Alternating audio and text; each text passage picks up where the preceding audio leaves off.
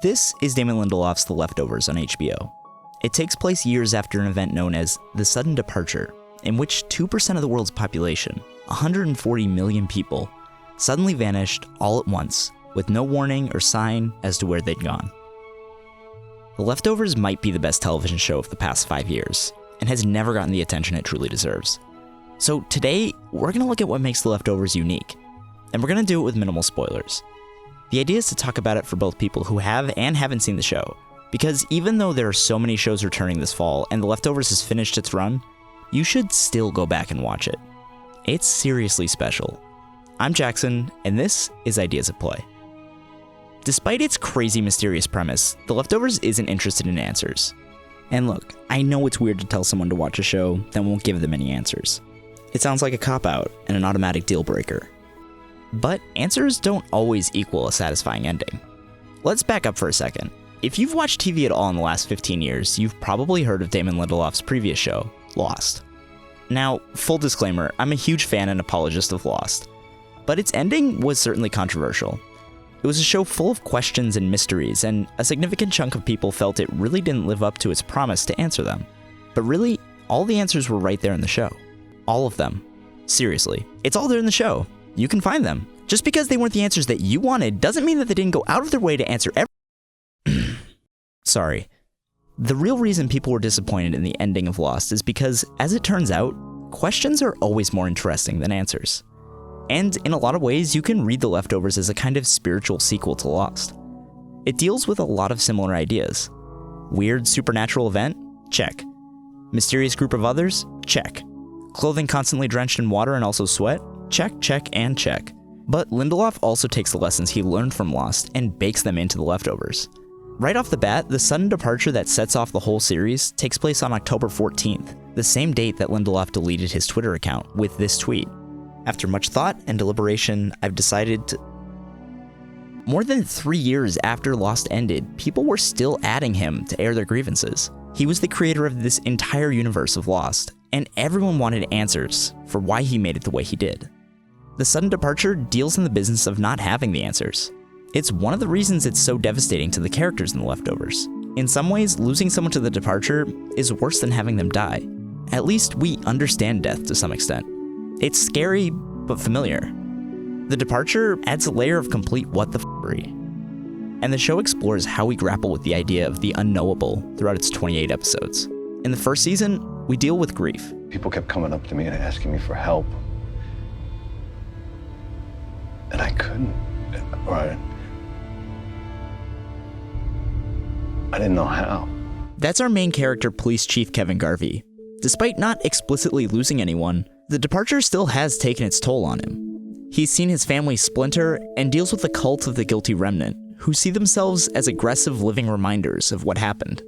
Another character, Meg, lost her mother to a heart attack the day before the departure, robbing her of her chance to grieve. Our other main character, Nora Durst, lost both of her children and her husband in the departure. What is ambiguous about your family being gone? Well, and you must know because you lost, what, 4? You count your parents in that? What were they, in their 70s? I lost everyone. It's such an unlikely outcome in a world of already unlikely outcomes that she constantly fights the totally reasonable urge to think that this is all her fault.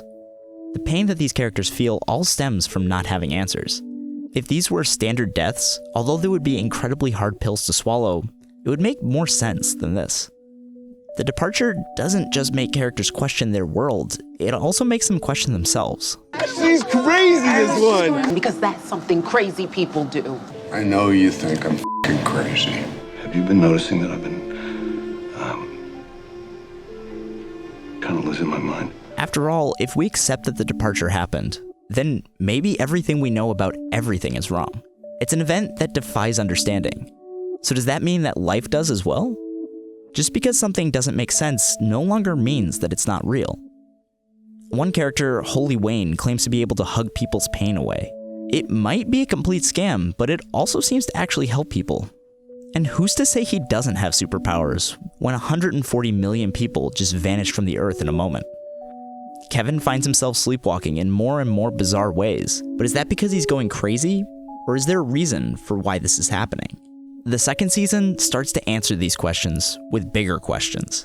Like a kid asking why after each explanation, The Leftovers expands its horizons.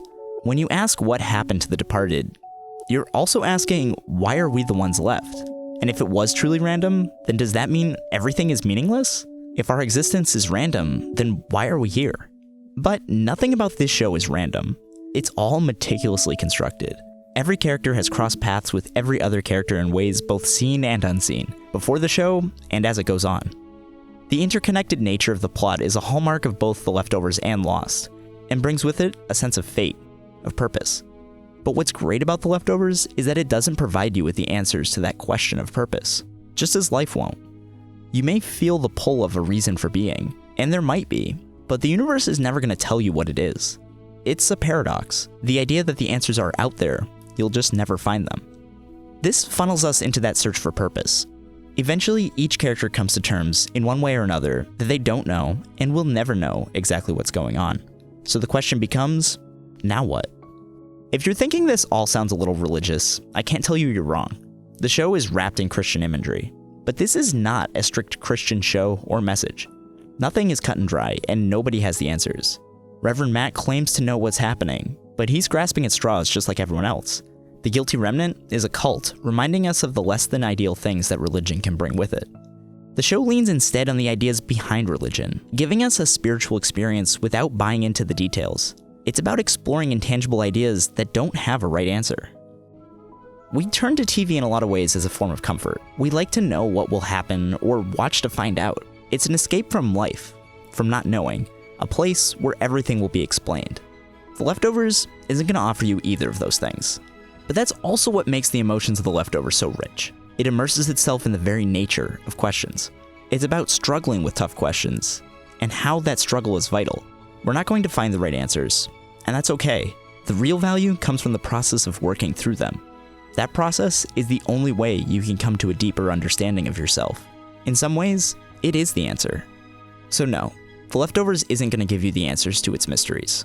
It'll force you to look at yourself and life and come away without the right answer, but maybe a better one.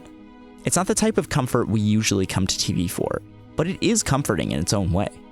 Those big questions aren't going away anytime soon, and you can't answer them, but The Leftovers can help you get used to their presence. Thank you so much for watching. If you like this video, hit the thumbs up and subscribe. The Leftovers is definitely a show on my Mount Rushmore of TV, which is an idea for another video, but in the meantime, go check out my Patreon and become a patron for a monthly newsletter and other good content that I've got planned. Thanks again, see you next time.